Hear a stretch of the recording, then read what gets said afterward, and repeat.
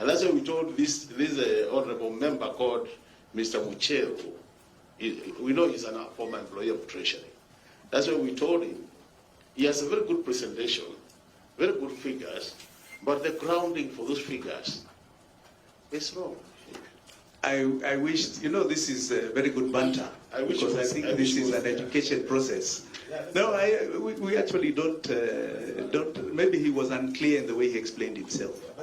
That, you see, our analysis was on development appropriations and recurrent appropriations. Chair, I want to assure you, I wish we had brought the documents here. In recurrent appropriations, all debt payments are there. External debt payments, what is in CFS? External debt payments are there. Domestic debt payments are there. They even listed and scheduled. They are all there. So I think this is an education for all of us. Because I can assure you they are there. Chairman, yes, I find it becoming a learning process and a counter-argument. If we could allow Wanjigi to go through very fast and then now relate what you are talking about to the amendment of the PMM Act in relation to public debt, so that we can expense this matter once and for all, rather than... Okay, honorable members, let's allow Wanjigi now to present uninterrupted. He can be heard uninterrupted. Let be heard uninterrupted. Honorable members, I beg you, can I allow him to present uninterrupted? Then we, please now, you have the... Thank you, Chair. What you are seeing up there are the appropriations bill development. Whereas I've said, according to the law, all debt is to be taken in the medium term for development. So if there's any debt that has been approved for development, it would appear there very clearly. And the Public Finance Management Act, remember, also says that you can only take money in the short term for cash flow problems, and that short term is viewed as 1 year. So please, if there was any debt to be incurred for any project, it would be right here. And these figures are directly from the appropriations bill development. So over the last 9 years, because when we did this it was 9 years, 2 trillion shillings had been approved by the Honorable House, the August House, for development. Now, in contrast that, we found, go to the next slide.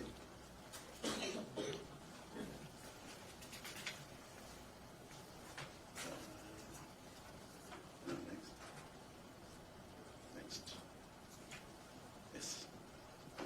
Now, this is now data from the Exchequer account at CBK, which clearly tells us our debt ratio. Now, what we are seeing is that on the first column, the second column, you see the years, then you have the second column. We have public debt as per CBK data. 2.6 in the first term and 3.4 in the second term. A total of 6.1 taken over 9 years. We have the appropriations development, which is clear about the amount approved by Parliament for development. After all, that's how you develop a line item for expenditure for a particular project. It is through the appropriations development. 2 trillion. So we found a variance between what CBK was showing and what Parliament had done. And that variance was to the tune of 4 trillion shillings. 4 trillion shillings. Now, if debt is to be anchored in development, we did not understand where that 4 trillion above what was passed by Parliament meant. Because it meant that it did not go for any project that Parliament approved. There was no way there was a line item. No way. Next slide.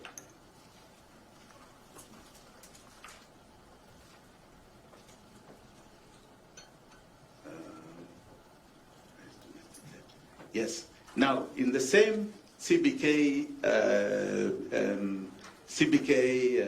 figures, it showed that they had accumulated a domestic debt over over the 2 terms of 2.9 trillion. Again, domestic debt, if you look at the appropriations, development does not exist anywhere in the borrowings, in any of the schedules, and we looked through it with a fine-tooth comb. Domestic debt does not fund any single project of government. Never has, and it does not.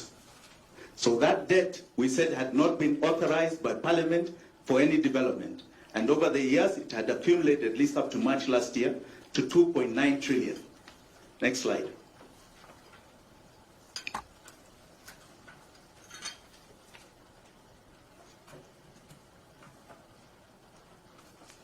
I think we've exhausted that. Next one.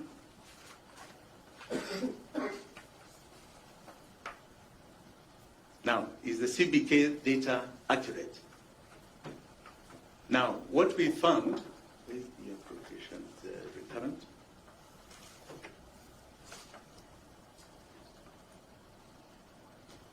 Appropriations recurrent.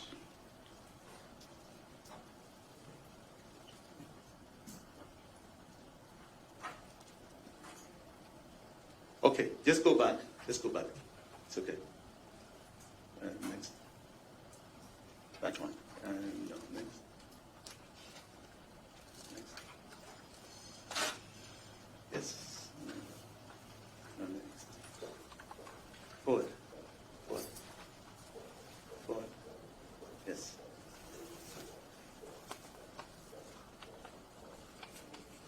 Yes. Now, what we found is that in the appropriations recurrent that we were talking about earlier, the second column there after the years, payments of debt are recorded. They're all recorded and approved by Parliament. And the debt approved for payment from our taxes was 5.6 trillion. That is what has been paid as of March last year. We said against that, take a debt, even if we say it was unauthorized of 6.1, you had a negative 4.7. Now you add what we found was the carryover debt of Mwai Kibaki, it was 2.3. We felt that even if you say the 4 trillion was authorized somewhere, and we don't believe it was authorized anywhere, you still have, and you only have a negative balance of 2.8 trillion. Not the figure we were seeing, next slide, in the central bank account of 8.4. Now, our assertion, let's be very clear. Parliament only approved 2 trillion. 6 trillion was taken. 5.6 trillion was paid. Our assertion is that even if you include Mwai Kibaki's debt, there should be a credit balance in our account of 1.2 trillion. That is our assertion. That if you take the debt that was approved by Parliament, you take the carryover debt from Mwai Kibaki, you take what has been approved by the House in recurrent appropriations as payment of debt, the total we have in our account is actually a credit balance of 1.2 trillion. That is what we are saying is lawful. We do not owe any money to anybody. That is our position. Let's go to the next slide. I think that's a good summary there, right? Repayment of principals, repayment of interest. You can see the total debt that we have paid in appropriations recurrent bill. It is there. That is the total we have paid. But what we are finding in central bank at the time was that the debit balance of 8.4 trillion was a static figure. We were never seeing any figure coming down. Our debt payments were not being shown as coming down. So you have an account that is accumulating debt, and it accumulated to the extent of 8.4 trillion, but we were not seeing any figure where the credit was being taken, was being credited. And we had paid 5.6 over the last 9 years. Next slide. I think we've been through the law. Next. Next. Next.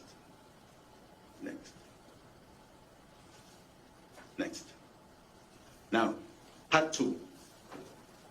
I think if we start with part 1, because I've just gone through it very quickly, I hope we are, if there's any questions I would like to take before we go to the next.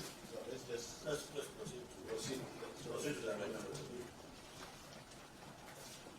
Now, we are talking about debt sustainability. Debt sustainability. So where we are coming from, remember, we are saying the law has only approved 2 trillion, but a total of 6 were taken during the term. So another 4 that was above what should have been taken in law. Now, when we talk about debt sustainability, one of the areas we should look at is our credit rating. There are 2 things: the credit rating we now have, and how much of our revenue is going to pay debt. What is our debt service ratio? I know you've been trying to anchor on debt to GDP, and I think it was a bit of an error. I think it should have been like we do in our homes, where a bank takes our risk. That risk is on a question of how our capacity to service debt. And normally, for a home or a company, our capacity is viewed as no more than 30% of a debt servicing ratio. In this country, we seem to have reached a level that is at crisis point. That crisis point has been reached because what Parliament was doing and what the Ministry of Finance were doing were at variance. And this is why I'm talking about this amendment being negative. They were doing 2 different things that were happening. What Parliament was doing and approving, and what the Treasury was doing. They are 2 different things. And now, you are in an amendment where you're giving the Treasury carte blanche to come and explain to you after they have done it. They will have already been doing it when you didn't give them carte blanche. They were already doing it. Now, that carte blanche is very simply this. Our credit rating has now reached B3, the highest credit score according to Moody's. The higher credit risk, rather, that is where we are, B3, almost at C. So the assessed our liquidity as of mid-May, they gave us a credit rating of B3. We're at the amber color. Next slide. Can you broaden that? Just to give you an analysis, that is our revised estimates for payments 2022-2023 of debt, both domestic and foreign, from the budget. 1.360 trillion shillings. Next slide. Widen it.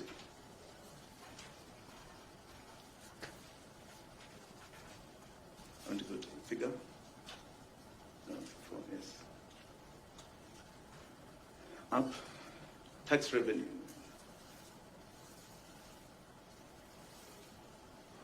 These are your actual tax revenues. You can see that column.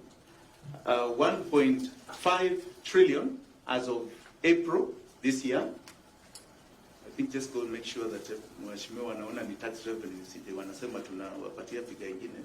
Tax revenue 1.5. Next slide.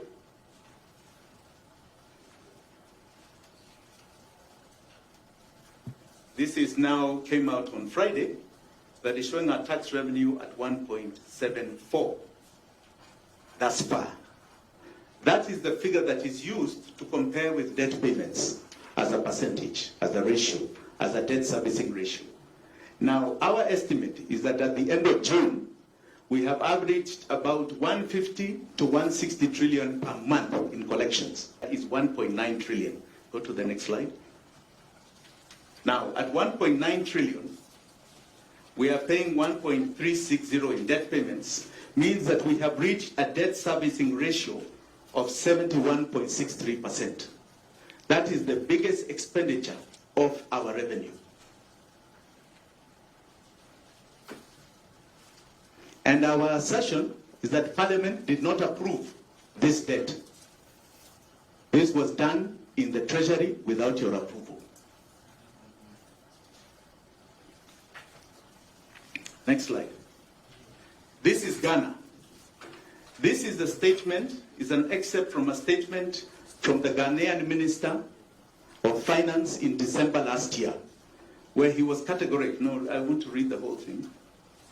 Debt sustainability analysis demonstrated unequivocally that Ghana's public debt is unsustainable, were his words, unsustainable, and that the government may not be able to fully service its debt down the road if no action is taken. Indeed, debt servicing is now absorbing more than half of the total government revenues and almost 70% of tax revenue, while our total public debt stock, including state-owned enterprises and all, exceeds 100% of our GDP. This is why today we are announcing the debt exchange, which will help in restoring our capacity to service debt. This was his announcement in December for what he called the debt distress exchange. He declared default. Ghana had reached 70%. We are at 71.6 this financial year. Sustainability being the operative word. Sustainability. Next slide. Now, I want to address domestic debt. Domestic debt, as you have seen being taken in bonds and bills, is approved nowhere in the appropriations development where debt is anchored. Nowhere. It doesn't exist, but it exists as payments in appropriations recurrent. The payments of this debt are there, but not for development. Now, if the law is clear that we can only take in the medium term for development, this domestic debt is anchored nowhere in any development project. Now, I want to explain to you some absurdities, and I'm using this to start. I hope you'll call me again because we have part 3. This is the absurdity of domestic debt. 2014-2015, we took 292 domestic debt. This is including redemptions, including Kila Kitu, refinancing. We took 292, right? And we repaid the same year 287. Higher. You go to the next. 2015-2016, 506, we repaid 347. 2016-2017, 414, we repaid 369. 420 in 2017, we repaid 409. 486 in 2018, we repaid 505. In 2019, we had 558, we repaid 514. In 2020, we took 790, we repaid 709. In 2021-22, we took 877, we repaid 823. Last year, we were estimated, we've not reached there, to take 1 trillion, and our repayments, according to the current appropriations, is 1 trillion. I want to explain the absurdity. So we are taking debt, on the one hand, but look, our taxes have equivalent amount of money to pay the same debt. So 2014-2015, 292, we paid 287. So why were we taking debt? Why were we taking debt? We had the cash. And as I said, it's not anchored in law. It is not in the appropriations development anywhere. It did not go towards any project. So why are we taking this domestic debt? I have the next chart that will show that we had enough revenue. In that, we had revenue for all our recurrent expenditure, according to the taxman. And he also lists there that we had enough. So the issue here is that there was a clear motive. Go back. There was a clear motive. If you see, we took debt from the domestic market of 5.3 trillion. We repaid in the same year, whether it is redemptions, whether it's what, or 4.9. So we had the cash. We didn't have to take new debt. The principal payments were 2.3, and the interest payments were 2.6 trillion. 2.6 trillion. This this is our question. If this is what you call debt sustainability, I don't understand it. Because so far, what the Treasury has been doing, outside of the approval of this House, is a scheme that you have not approved. We don't know what this money is going for. It is not going to any project in this country. They have never said they have a shortfall of revenue from KRA, and yet they are paying almost 3 trillion in interest to these banks over 9 years. It is a most frightening figure. Most frightening figure.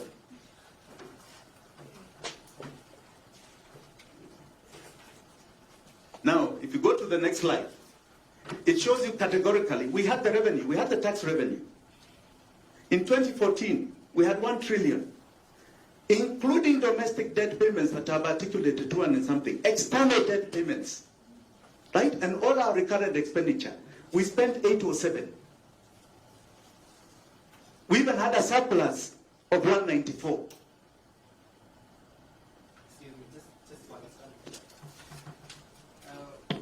Excuse me, kindly, sir. We borrowed.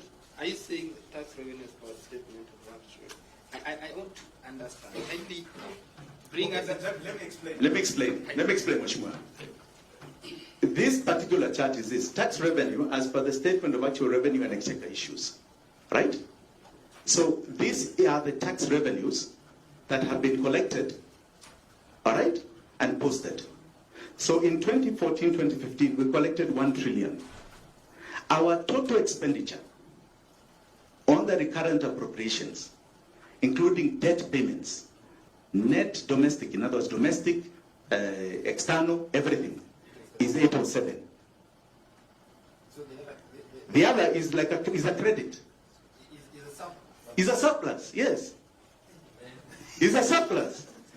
This is what we're wondering, what is going on with the Treasury and yourselves. There seems to be a very major disconnect.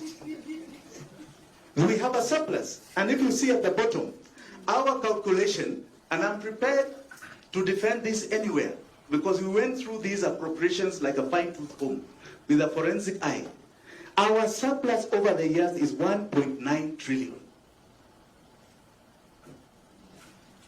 So you tell us what is happening. Every time we are being told we have shortages. I've also articulated that we have paid our debt to the extent of 5.6 and you never see the credit. You don't see it anywhere in Central Bank that we have paid our debt. Yet nobody is complaining that debts have not been paid.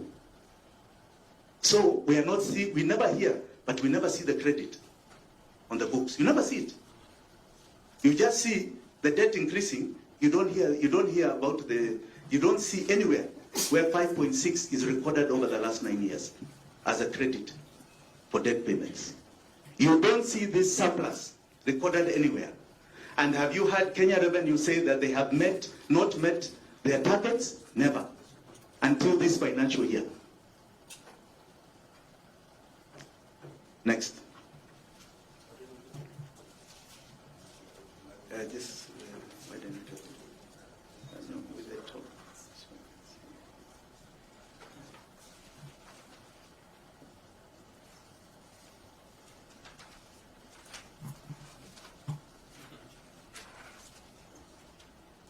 That one now is even more complicated. I don't even want to go there, because now you'll be in another state. I think I'll leave it. I'll leave it. No, I'll leave it. That you have excess tax revenue. You have payments of debt that have never been accounted. You have debts that have been taken that you have not approved for any development. And the leeway the Minister of Finance has got is only for short-term cash flow problems that are within 1 year. And now you want to give them a blanket check to go and do what they want when they've already been doing it, to come back later and explain to you what they want to explain to you. And the problem is only one, that nobody has articulated to you the fine print of what has been happening over the last 10 years.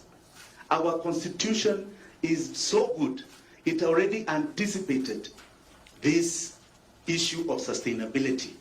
It anticipated it. and they expected the Parliament to be a major watchdog on debt sustainability. We are now at a crisis point. You cannot give the Treasury any more leeway to come back to you and tell you about debt sustainability. They must account properly for what has been happening in the past under this new constitution before you amend anything in PFM. Because I can tell you, an amendment done in 2014 is what cost us this question of debt that you do not find. An amendment to the constitution done in the year 2014 under the PFM Act. It was the PFM Act, sorry. The PFM Act attempted to amend the constitution where it said that monies do not have to be deposited in the consolidated fund. That literally monies can go to agents. If I get just get that close.